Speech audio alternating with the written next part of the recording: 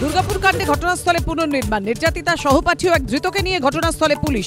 বাজেয়াপ্ত ঘটনার রাতে পরনে থাকা জামা, আজ বা কাল ধৃতদের মেডিকেল লিগ্যাল পরীক্ষা। দুর্গাপুর গণধর্ষণ কাণ্ডের তদন্তে নতুন মোড়, রিয়াজউদ্দিন ও শেখ নাসিরউদ্দিনকে নিয়ে যাওয়া হলো বিজরা গ্রামে, সেখানেই মিলতে পারে একাধিক সূত্র, অনুমান পুলিশের। শিক্ষাঙ্গনে যৌন হেনস্থার অভিযোগ, দিল্লি সাউথ এশিয়ান ইউনিভার্সিটিতে এক ছাত্রীর যৌন নির্যাতনের অভিযোগ, এফআইআর দায়ের, খতিয়ে দেখছে পুলিশ।